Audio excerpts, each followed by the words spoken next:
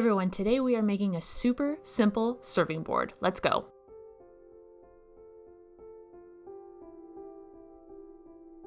So the fun thing about this project is that it's completely made from scrap wood, and I've got a ton of it, as you can see here. I'm gonna pick several 1x3 boards and a big 1x5 board to be the like platter part of the serving board, and I'm using 2-inch balusters up at the top there for the handle part.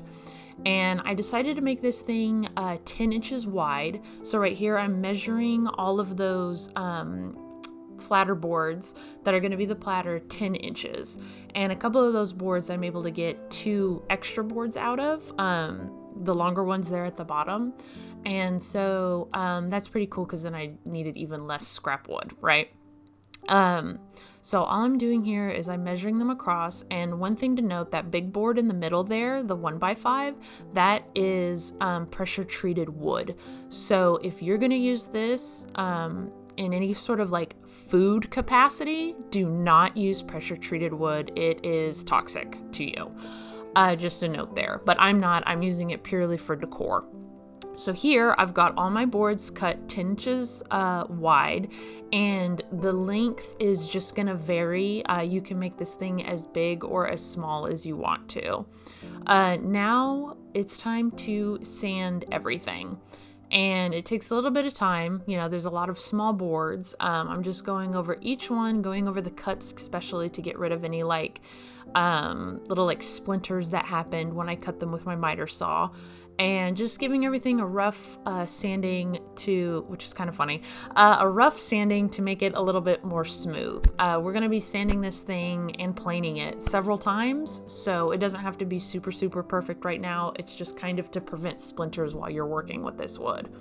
And here, it's time to pick the best sides to go face up, whatever you want to be like the top of your serving board, the prettiest sides basically. And so that's all I'm doing here is like picking my best sides of the balusters there on the left and the platter part there on the right.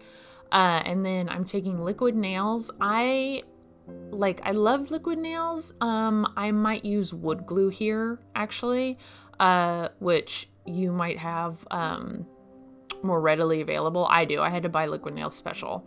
And anyway, either way, I'm gluing these boards together and clamping them down. I let them dry forever. I think it says about 24 hours to cure, but we went on vacation, and so they were just sitting in the garage like this for me for like a week. And you can see them all clamped here. And then the little balusters there on the right, like I said, are going to be the handle part later. And I'm just keeping them separate because they're all different thicknesses, and that's why I'm going to be planing the wood here with my hand planer. I've got the I've got the balusters that are going to be the handle all set up here, clamped down, and then the clamp is clamped to the table, just for like added like security and like keeping it stable really. And I'm just shaving off like millimeters of wood with my planer to try and get these like thick balusters flush with the platter pieces.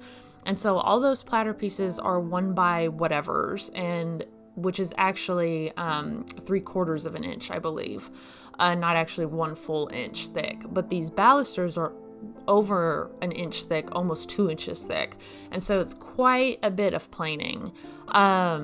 But what's nice about planing too is it gets your wood really, really smooth. It's like sanding on like cocaine. It's really nice. And then I'm just like working them around and like plane, like making these things level. And then the little bits that are like kind of giving me trouble, I have a low grit, so like really, really, really gritty sandpaper, and just kind of like sanding it down not really by hand, but more by hand than with the planer, right? And just sanding the heck out of those like kind of like uneven little edges. And really the main thing is that this thing lays flat on either side and looks flush. Doesn't have to be absolutely perfect unless you need it to be. I I don't stress over small stuff like that. This is just going in my home, you know, not making it for anybody. So it's also just kind of like an experiment sort of project to see if I could make something with just like a little bit of scrap I had. Anyway, planing doesn't take too long, but I guess it can't, you know, it can. It was definitely what I spent the most doing on this project, was sanding and planing.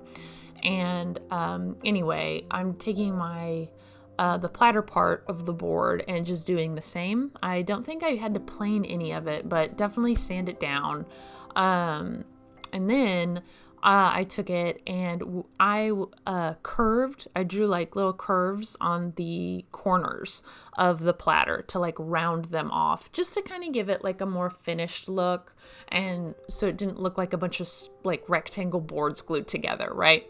I'm using my jigsaw here to cut around the little, the pencil marks I made, just to make those like curved corners. And so it's just like they're really rough. They're not, you know, super even. I'm just kind of trying to do the same cut 4 times around the corners, right?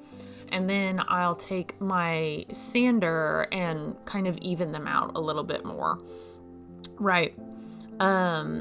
Again, like this kind of stuff, this project again was an experiment for scrap wood and the tools I had on hand. So like I don't have routers or belt sanders or table saw or anything like that. Or a bandsaw would probably be really nice for this. I've got pretty simple tools. My biggest tool is my miter saw right there. Like that's what I've got. Anyway, so I'm sanding those corners down just to kind of make them a little more even, a little more round. And then I am shaving off right here, shaving off just the littlest bit along the sides here to make it flush, because the boards weren't like absolutely perfect. And so I cut into each side there to like trim off just a minuscule amount of wood, really. And then I'm using the jig to kind of grab the spot that the miter saw couldn't reach, right? Again, this would be a great job for a table saw or a circular saw, but I don't have either. Now, what I'm going to do to reinforce, because I had some trouble with my pieces staying glued, I won't lie to you guys. So what I'm doing here is I have a pocket hole jig and I'm setting it up on the back side of the platter part, and I'm drilling 2 pocket holes into it, and I'm going to screw in a couple of screws and attach that to the handle piece. Just so here you can see them here up close. There's my 2 pocket holes. I have a Krieg jig, the one everybody has, and it tells you exactly how to use these things. They're really nice. And now I'm just taking a couple of screws. I'll be honest with you, they are not formal pocket screws. They are normal screws right here. That's okay. There's no shame in using regular screws here. And I am gluing the base of the handle piece to the platter, just for extra reinforcement, clamping it down to hold it for me. And then I'm grabbing some screws here and a drill bit, and I'm going to screw in. I needed a longer like drill bit, I guess, but like an extender, like a little extension rod. You can see it there. You need one of these to drill into pocket holes, otherwise your drill won't be able to screw all the way in. And see, you can see them here behind the shadow. There's the screws in the holes there. There you go. There they are right there. Yeah. And so just 2 regular screws. I think they were 1 1/4 inch long.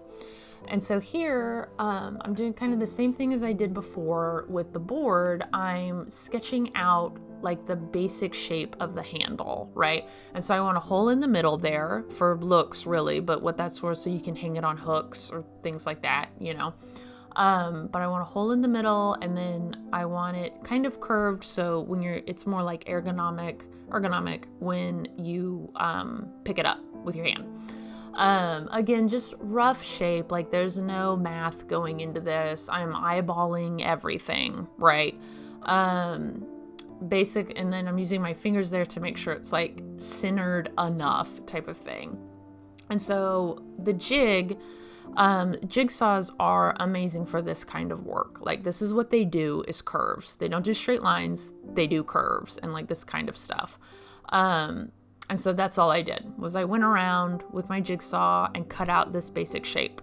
Then I busted out my Dremel and put a little like sander head on it, and I'm just kind of rounding off all of the edges of the serving platter as well as the hole there, just again to kind of give it a more finished type of look. I also used my big sander to do the long edges of the platter itself, and the Dremel was kind of more for the hole there. But you can kind of see the like beveled edge all the way around there, just again to kind of finish it off.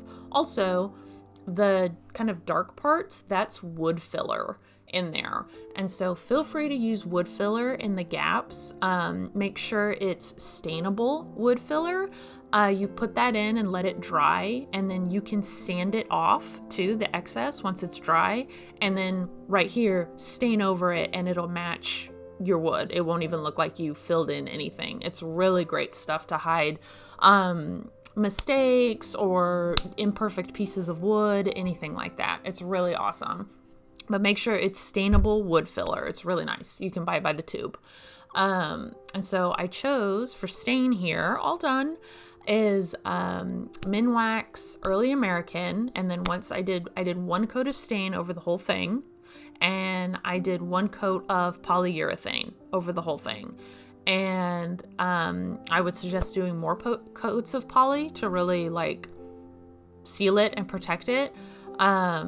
But I didn't. And here it is finished. So I hope you guys enjoyed. It's a super simple project, super fun, and just have a good time with it. Thanks again for watching, and be sure to subscribe.